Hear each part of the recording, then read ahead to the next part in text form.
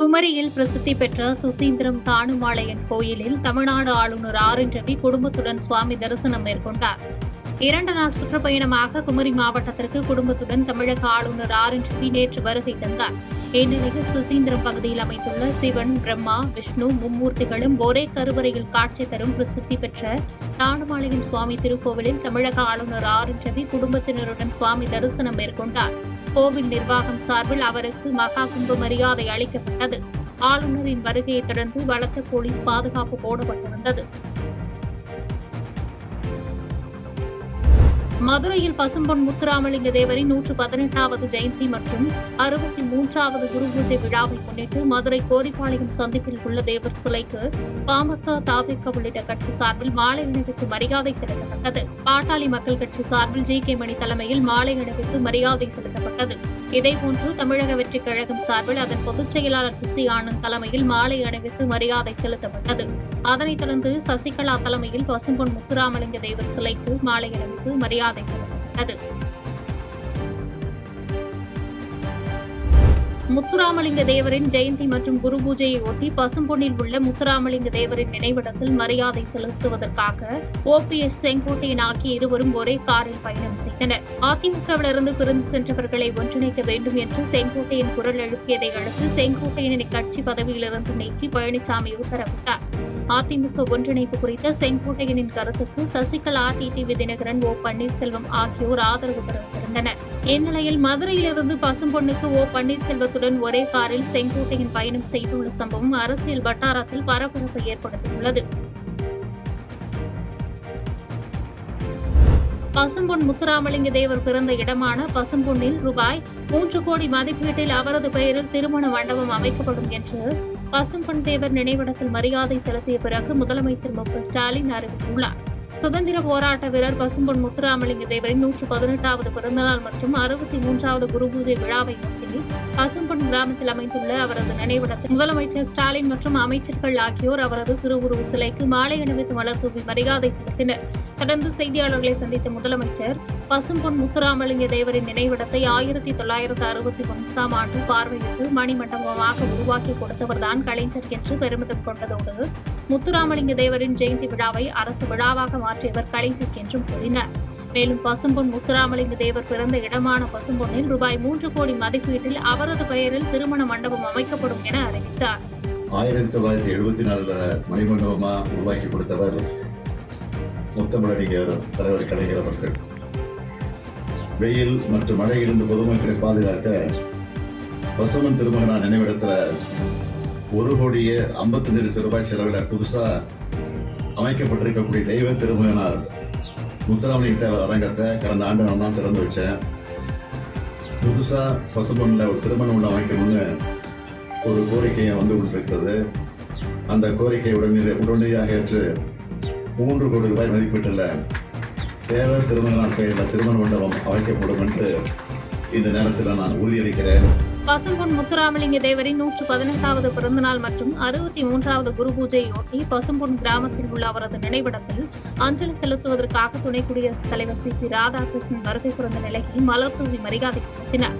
அப்போது உடன் பாஜக மாநில தலைவர் நயினார் நாகேந்திரன் மற்றும் பாஜக மூத்த தலைவர் ஹெச். ராஜா ஆகியோர் உடனிருந்து மரியாதை செய்தனர்.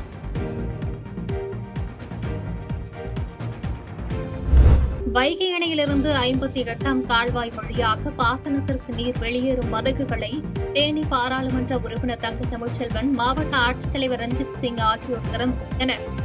வைகை அணையிலிருந்து வினாடிக்கு 150 கன அடி வீதம் 58ஆம் கால்வாயில் தண்ணீர் திறக்கப்பட்டது.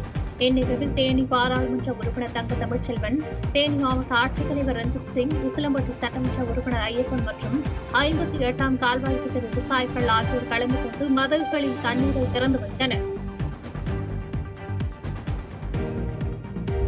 கன்னியாகுமரிக்கு வருகை தந்துள்ள தமிழக ஆளுநர் ரவி குமரி கடல் நடுவே அமைந்துள்ள விவேகானந்தா நினைவு மண்டபம் ஆகியவற்றை தனது குடும்பத்துடன் தனிப்படையில் சென்று பார்வையிட்டார். 2 நாள் சுற்றுப்பயணமாக குமரி மாவட்டத்திற்கு தமிழக ஆளுநர் ரவி தனது குடும்பத்துடன் வருகை தந்தார். பூம்புகார் கப்பல் போக்குவரத்து கழகம் சார்பில் இயக்கப்படும் சுற்றுலா படகு மூலம் சென்று விவேகானந்தர் மண்டபம், கண்ணாடி பாலம் மற்றும் திருவள்ளுவர் சிலையை பார்வையிட்டார். ஆளுநர் வருகையொட்டி கன்னியாகுமரியில் போலீஸ் பாதுகாப்பு பலப்படுத்தப்பட்டிருந்தது. திருச்சுழி அருகே கூலி தொழிலாளி கொலை தொடர்பாக போலீசார் பல்வேறு கோணங்களில் விசாரித்து வருகின்றனர். விருதுநகர் மாவட்டம் திருச்சுழி அருகே உள்ள சென்னிலைக்குடியைச் சேர்ந்த அசோக் ராஜ் என்பவர் கூலி வேலை செய்து வருகிறார்.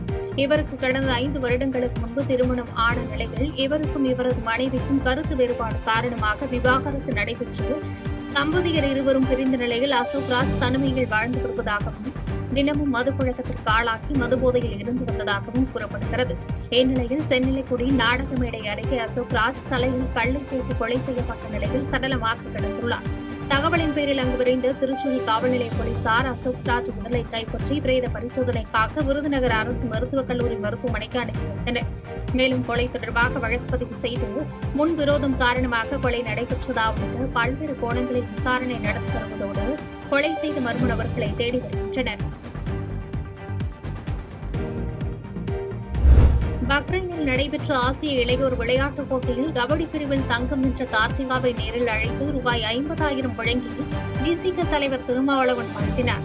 தொடர்ந்து செய்தியாளர்களை சந்தித்த அவர் இந்திய அணியின் சார்பில் இளம் பெண்களுக்கான கபடி போட்டியில் பங்கேற்று இந்தியாவிற்கு தங்கம் வென்று கொடுத்து சாதனை புரிந்த கண்ணகி நகர் கார்த்திகாவிற்கு விசிக சார்பில் பாராட்டும் வாழ்த்துக்களை தெரிவித்துக் கொள்வதாக கூறினார். கண்ணகி நகர் என்றாலே குறைத்து மதிப்பிடும் போக்குதான் இவ்வளவு காலம் இருந்ததாகவும், ஆனால் இப்பொழுது அந்த பகுதிக்கு உலக அளவில் பெருமை சேர்த்திருக்கிறார் கண்ணகி நகர் கார்த்திகா என்று புகழாரம் சூட்டினார். தமிழக அரசு கார்த்திகாவிற்கு 25 லட்சம் ஊக்கத்தொகையை கொடுத்திருப்பது வரவேற்பதாகவும், இருப்பினும் அந்த ஊக்கத்தொகையை 1 கோடி ரூபாயாக உயர்த்தி தர வேண்டும் என்று வலியுறுத்தினார். கண்ணகி நகர் என்றாலே அதை குறைத்து மதிப்பிடுகிற ஒரு போக்குதான் இவ்வளவு காலம் இருந்தது. இப்போது உலகளாவிய அளவில் அந்த பகுதிக்கே பெருமை சேர்த்திருக்கிறார் நம்முடைய கார்த்திகா. அவர் படிப்பிலும் சாதனை புரிய வேண்டும்.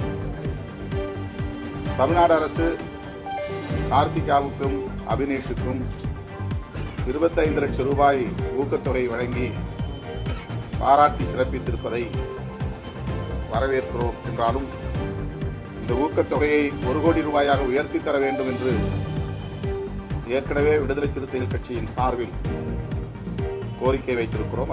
செய்திகளை உடனுக்குடன் தெரிந்து கொள்ள கீழ்கண்ட கேபிள் மற்றும் டிடிஎச் நெட்வொர்க்குகளில் எம்நாடு செய்தி தொலைக்காட்சியை காணுங்கள். பாதகம் செய்பவரை கண்டால் நாம் பயம் கொள்ளலாகாது பாப்பா. மோதி மிதித்து விடு பாப்பா, அவர் முகத்தில் உமிழ்ந்து விடு பாப்பா. அண்மை செய்திகளை உடனுக்குடன் தெரிந்து கொள்ள இணைந்திருங்கள் எம்நாடு தொலைக்காட்சியுடன்.